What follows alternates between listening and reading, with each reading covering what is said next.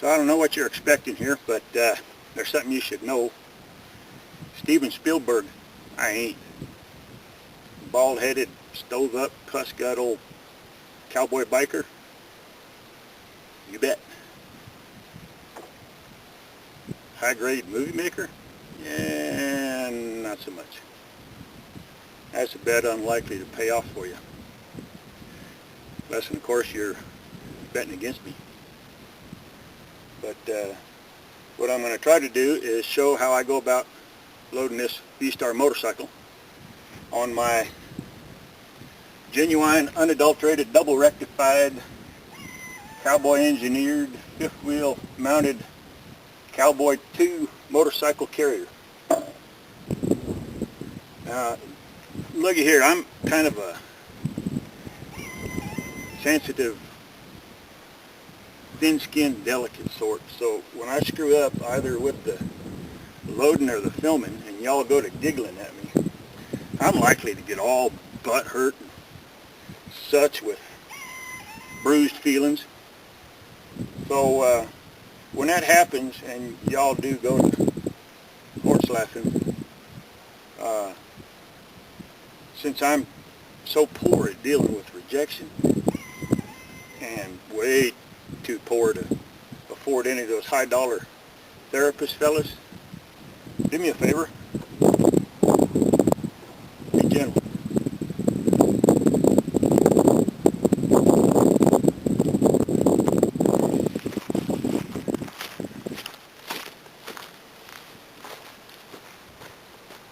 Howdy! Welcome to Going RV Boondocking. I'm going to do a couple videos here today, string them all together into one, of how I load the V-Star onto the Cowboy II motorcycle carrier I've got built on the back end of our Jayco Eagle. So we'll get at it. First thing you want to do is make sure that the wheel dock is ready to receive the carrier. Got that nice gas shock. Makes loading it real quick and easy. I'll make sure it's latched down, ready to go. And the first thing to do, or the second thing to do, is set the track extension in place.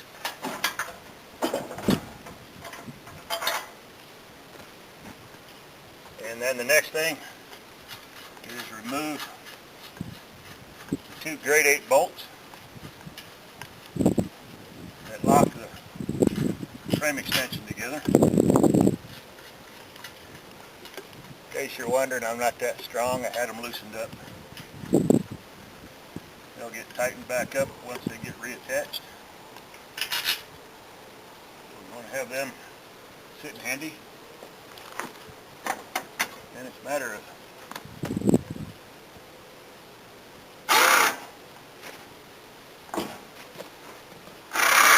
dropping it down.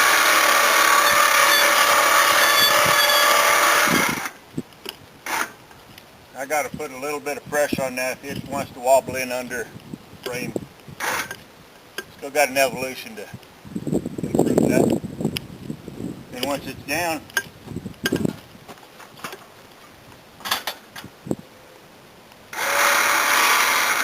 more slack, detach the winch from the ramp,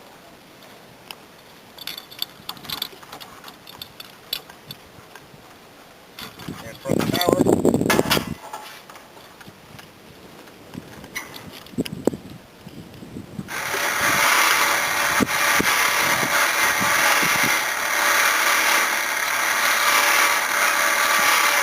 Now that'll do a little bit more slack, and it's ready to hook onto the bike.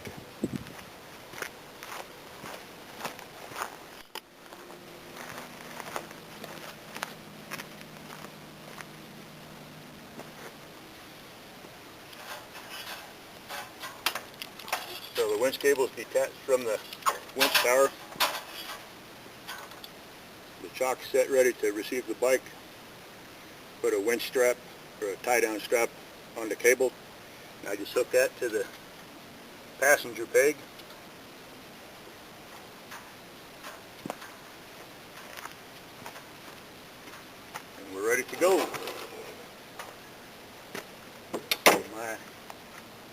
assistant will trigger the winch.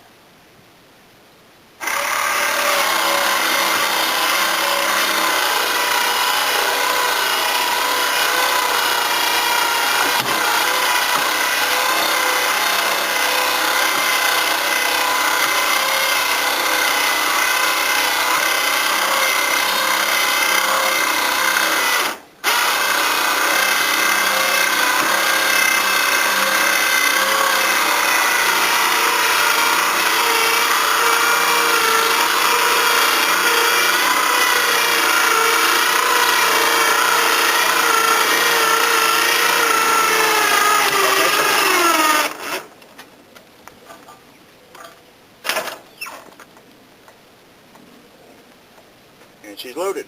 So back the winch off a little bit now. Go.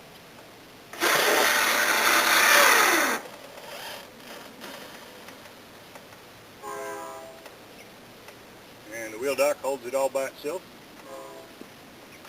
Except it did sag back off a little bit, so tighten it back up again. Okay. Almost forgot one little thing, which is once it's in the chock,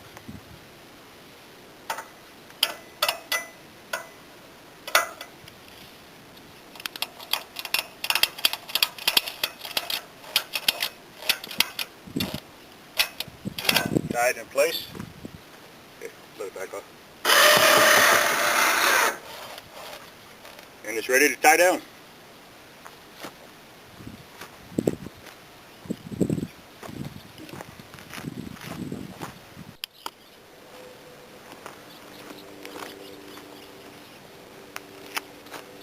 So next thing is pull the cable back off of the bike. Okay, looking at this cable.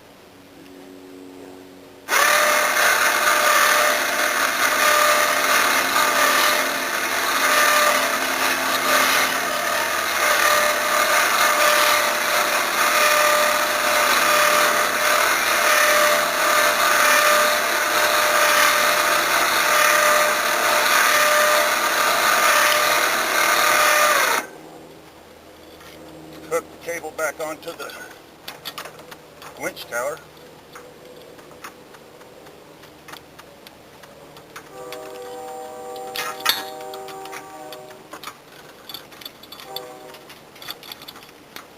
Helps if you do it in the right direction.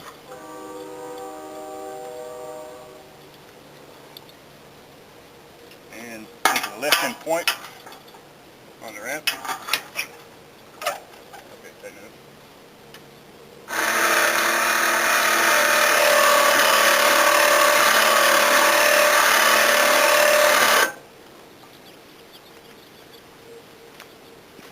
There's one little quirk about this ramp.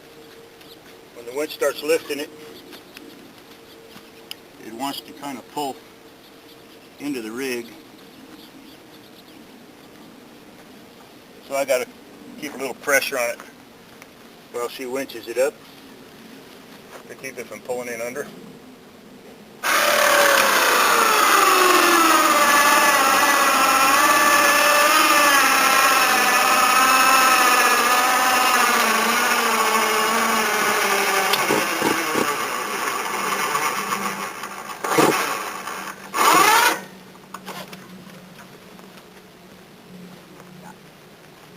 And there it's up.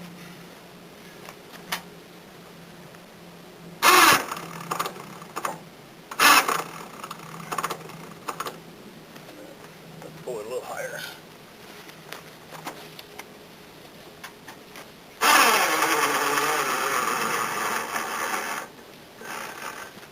And I'm hanging up here. Okay, keep going.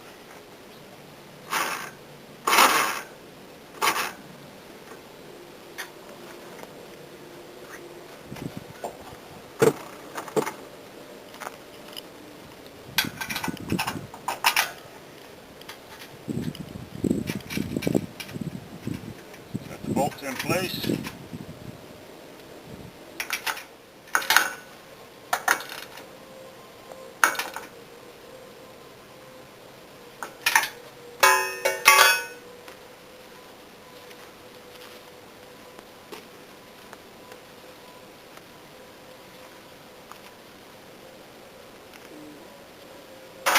And all that's left is to tie the bike down and we're ready to go.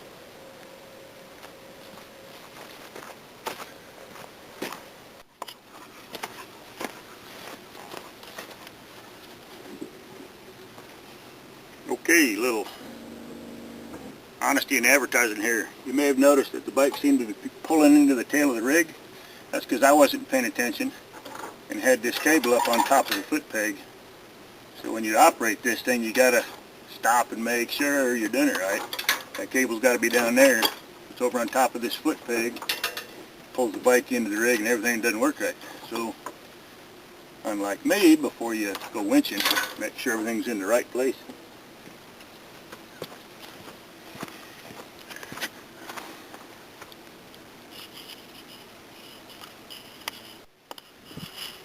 So for tying down, I tied down to the rigid part of the frame so that the bike is riding on the suspension. Nothing comes loose that way. I've got one on each side, one there on the left side, one there on the right side.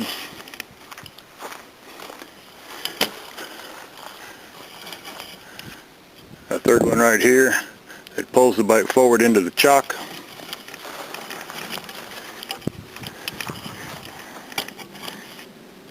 And then the one right here that locks the front wheel into the chock, and then another one on the left and right, holding that bike rigid. So when it's going down the road, it ain't flopping all around, and I don't have to be concerned with it coming off since I can't see it back here. And a whole lot's going to have to come apart before it comes loose.